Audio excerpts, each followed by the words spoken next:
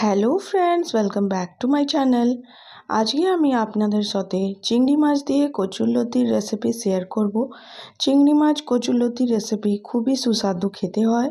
তো চলুন আজকে এই রেসিপিটা দেখে নিন। খুবই ভালো আর টেস্টি হয়। যদি আপনারা ভাবেন যে কচুরলতি চুলকায়, তাহলে এইভাবে রান্না করুন, কচুরলতি চুলকাবে না। তো চলুন এই রেসিপিটা আমরা বানাতে শুরু করি। তার জন্য এর অনেক কমই উপকরণ আমি এখানে ইউজ করেছি। তো চলুন দেখে নিন কি কি আমি ইউজ করেছি। তার আগে যদি আপনারা আমার চ্যানেলটিকে সাবস্ক্রাইব না করে থাকেন, তাহলে প্লিজ আমার চ্যানেলটি সাবস্ক্রাইব করে নাও আর বেল আইকনটা প্রেস করে দিও ফ্রেন্ড। তো চলুন দেখে নাও। তো এখানে দেখছেন আপনারা, আমি এখানে নিয়েছি কচুরলতি। এগুলো আমি ভালো মতন করে ছাড়িয়ে নেব। এই দেখুন, এইভাবে আমি এই পার্টটাকে ইউজ করব। তো চলুন আমি ভালো করে এইটাকে ছাড়িয়ে আপনাদের দেখাচ্ছি যে এটাকে কীভাবে ছাড়াতে হয়। তো বটি দিয়ে বা ছুরি দিয়ে আপনারা এটাকে ছাড়াতে পারেন। তো আমি এখানে বটি দিয়ে ছাড়িয়ে আপনাদের দেখাচ্ছি। এই দেখুন, এইভাবে ছোট ছোট করে লতিগুলোকে আমাদের কেটে নিতে হবে। আর উপরে এই যে অংশটা, এটা ভালো মতন করে ছাড়িয়ে নিতে হবে ছালগুলো। আর এই কচুলতি কাটবার সময় হাতে একটু সর্ষের তেল মাখিয়ে নেবে, তাহলে হাতটা চুলকাবে না।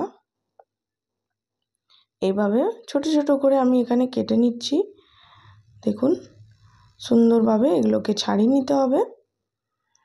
কচুলতি খেতে খুবই সুস্বাদু হয়, কিন্তু অনেক সময় অনেকেরা ভয় পেয়ে থাকে যে কচুলতি খেলে হয়তো গলা ধরবে, কিন্তু এইভাবে রান্না করবেন, দেখবেন একটুও গলা ধরবে না। এইভাবে ভালো করে আমাদের নোকে করে বা ছুরি দিয়ে বা বটি দিয়ে আপনারা ছাড়িয়ে নিতে পারেন। দেখুন, খুবই ভালো আর দারুণ এটা হয় রেসিপিটা। এইভাবে আমি সারা লতিগুলো যতটা আছে আমি ততটা এখানে ছাড়িয়ে নিচ্ছি আর ছোট ছোট করে কেটে নিচ্ছি। এই দেখুন, লতিগুলো আমি ভালো মতন ধুয়ে নিয়েছি। আর ধোবার সময় হাতে একটু সর্ষের তেল মাখিয়ে নেবে, নাহলে হাতটাও চুলকাতে পারে। এই দেখুন, ভালো মতন লতিগুলো ধোয়া হয়ে গেছে। আমি এখানে চিংড়ি মাছ দিয়ে লতিটা রান্না করব। চিংড়ি মাছ দিয়ে লতি রান্না করলে খুবই দারুণ খেতে হয়। এর জন্য আমি কি কি মশলা নিচ্ছি এখানে দেখিয়ে দেবো। তো দেখুন, এখানে আমি 2 চামচ মতন নিয়েছি কালো সর্ষে। তার সাথে আমি এখানে কিছুটা কাঁচা লঙ্কা নিয়ে নিচ্ছি।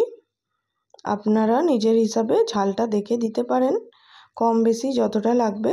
আমি এখানে 3টে লঙ্কা নিয়েছি। এই দুটোকে মিলিয়ে আমি ভালো মতন করে একটা পেস্ট তৈরি করে নেব।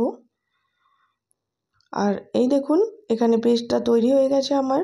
আর এখানে আমি কিছুটা চিংড়ি মাছও নিয়ে নিয়েছি ভালো মতন করে ধুয়ে। তো চিংড়ি মাছটা সবথেকে প্রথমে আমি এখানে দিয়ে দিচ্ছি লতিটার উপরে। তার উপরে আমি দিয়ে দেবো এই বাটা মশলাটা, সর্ষে আর কাঁচা লঙ্কা বাটা, এটা পেস্টটা আমি এর উপরে দিয়ে দিচ্ছি।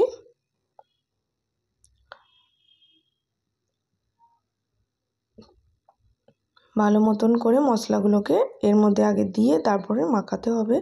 তো প্রথমে আমি দিচ্ছি স্বাদ অনুযায়ী নুন। তো হাফ থেকে একটু বেশি আমি নুন এখানে ইউজ করেছি। আর হাফ চামচ এখানে আমি দিয়ে দেবো হলুদ গুঁড়ো। তার সাথে আমি দিচ্ছি এখানে নারকোলের পেস্ট। তো এখানে যে কচি নারকোলটা হয়, তার পেস্ট আমি এখানে করে নিচ্ছি। দেখুন, দেখুন কি সুন্দর হয়েছে পেস্টটা। তো এখানে এই নারকোলের পেস্টটা আমি এখানে 2 চামচের মতন নিয়েছি। 2 চামচ পেস্টটা আমি এখানে দিয়ে দিচ্ছি। নারকোলের পেস্ট দিলে খুবই ভালো খেতে হবে। আর যদি আপনারা নারকোল না দিতে চান, তাহলে নারকোলটা বাদ দিতে পারেন। আর এখানে আমি একটু সর্ষের তেল দেবো। তো এখানে 3 চামচের মতন আমি সর্ষের তেল এর মধ্যে দিয়ে দিচ্ছি।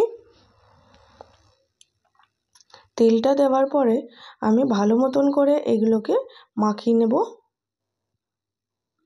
এইভাবে ভালো মতন এটাকে মাখিয়ে নিতে হবে।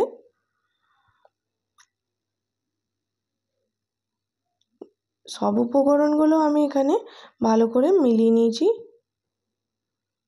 দেখুন, এইভাবে রান্না করবে, দেখবে খুবই সুস্বাদু হয় খেতে। এই রান্না দিয়ে আপনি এক পদ দিয়ে এক থালা ভাত খেয়ে তুলবেন এমনি মনে হবে। এই রান্নাটা খুবই ভালো হয় খেতে। তো চলুন, এইটা মাখানো হয়ে গেছে ভালো করে। এবার আমরা এটা কড়াইতে দেব। তার জন্য আমি দেখুন এখানে কড়াইটা বসিয়ে দিয়েছি। কড়াইটা ভালো মতন গরম হয়ে গেছে। এই মাখানো লতিটা আমি এখানে দিয়ে দেব কড়াইতে। দেওয়ার পরে এই বাটিতে একটু জল ধোয়া করে আমি এটার মধ্যে দেব। তো প্রথমে বাটির যতটা মশলা লেগে আছে আমি ভালো করে এর মধ্যে দিয়ে দিচ্ছি। দেওয়ার পরে আমি একটু ছড়িয়ে দেবো লতিগুলোকে কড়াইয়ের মধ্যে ভালো করে। এই দেখুন এমনি করে একটু ছড়িয়ে দিতে হবে।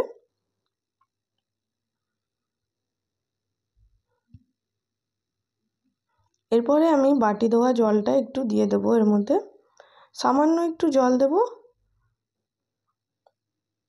দেখুন অনেক সামান্য আমি এখানে জল দিয়েছি। দেওয়ার পরে আমি এটাকে ভালো মতন করে ঢাকা দিয়ে দেবো। ঢাকনা দেওয়ার পরে লো ফ্লেমে করে আমি এটাকে 15 থেকে 20 মিনিট অবধি হতে দেব। তারপরে দেখুন ঢাকনাটা খুলে আপনাদের দেখাচ্ছি কি সুন্দর আমাদের রান্নাটা হয়ে গেছে। এই দেখুন বন্ধুরা, নিচের থেকে একটু লেগে লেগেও এসছে। এইভাবে লেগে লেগে আসলে খুব ভালো লাগে খেতে।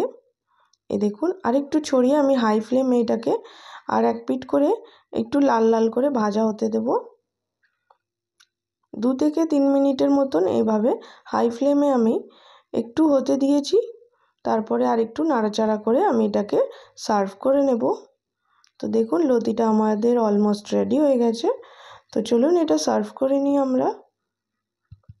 দেখতেই পাচ্ছেন বন্ধুরা কি সুন্দর দারুণ খেতে হয়েছিল। এইভাবে যদি আপনারা রান্না করেন তাহলে দেখবেন খুবই ভালো হয় খেতে।